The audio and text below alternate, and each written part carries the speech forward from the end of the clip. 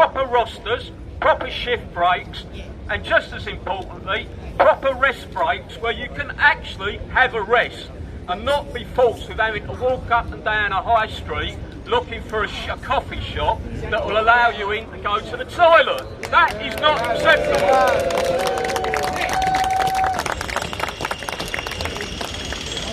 Let me finish with this on this note. We as working class people have an absolute human right to spend time with our families, to see our kids grow up, and for our kids to have some actual memories of us being at home with them, not out there working 12 or 14 days, 6 or 7 days a week, just to pay the rent. We work to live. We don't live to work, and we have to make sure that the management in London understand that. So I'll finish with this. This issue cannot be resolved garage by garage or company by company. This issue has to be resolved between the union in London regionally and the Mayor imposing the results of this survey on those companies and not letting them get off the hook like they were allowed to in 2017. So let me finish with this, colleagues.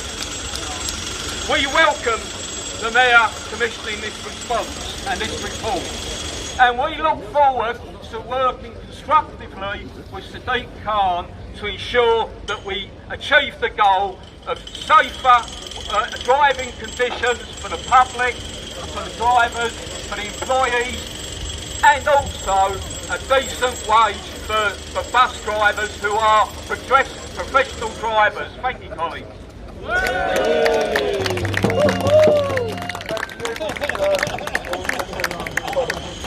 Next person to speak, again, I've actually never had so many friends.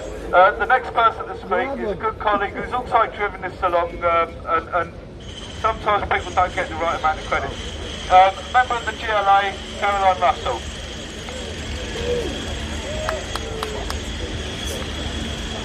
Good morning, I'm Caroline Russell.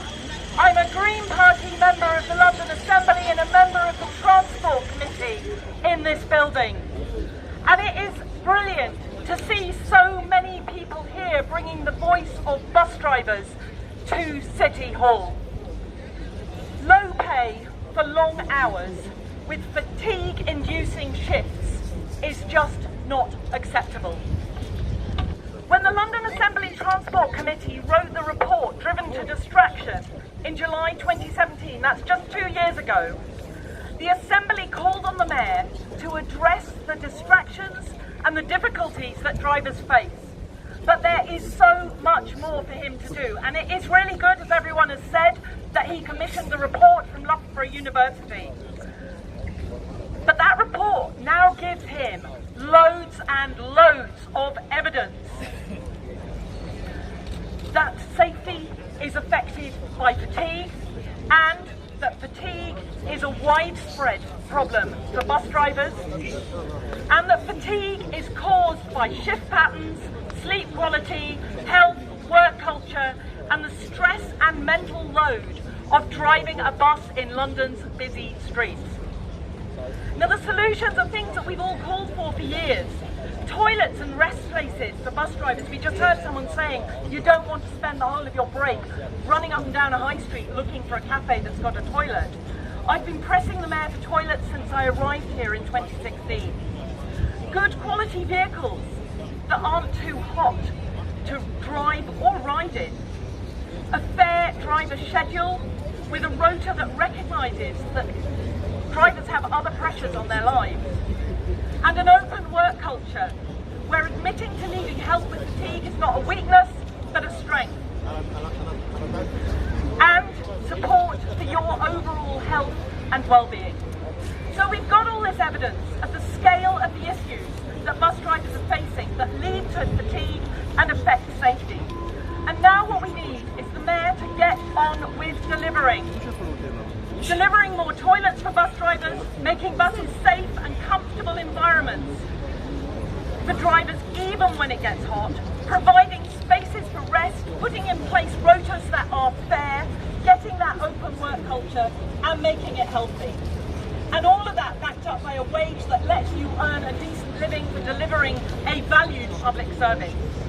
I bring the support of the Green Group here at City Hall. We will keep pressing the Mayor on these issues that affect your well-being and the safety of Londoners. Thank you very much. Thank you very much, Sarah. The next speaker, I'm going to steal his opening line. My name's Joe Wells, you all know who I am. Morning, brothers and sisters. Not sure I need this because you all know I'm quite loud anyway. I want to pay respects to all those before that have spoken. Thank you for all your help. But now it's time for us to do our bits. It's time for us to get out there and to make sure that we get one management fatigue system. And we have to understand, a lot of people think that management fatigue is about tiredness. It's not. When you've got a lot of things on your mind, when you're in a cab, you've got all the technology, you've got the iBus, you've got the cameras down the side, you've got everything in there, so you're expected to concentrate on the road and concentrate on those things. It don't work. We need to be out there and we need to be given the time, the opportunity and the space to work properly. We need to get a place where we can go and have a rest when we have a break. There's people standing out by the roadside in places where you know there's been violence. In Leighton we have people by the roadside, yet just down the road at the station we've had to push up. Over in different parts of London, I know we have the same thing. You put our drivers out there and then tell them, yeah, relax and have a break. How the hell can you have a break when you are worried about what's going on? You can't sit down, you can't eat your sandwich. Sometimes you've got a restroom, you can't even go in it because the condition is crap. We need to make sure our members are fully aware of what's going on. We need one vision, which is a vision for zero fatigue management. So the Mayor can have his vision, we have our vision. Let's get our vision zero fatigue.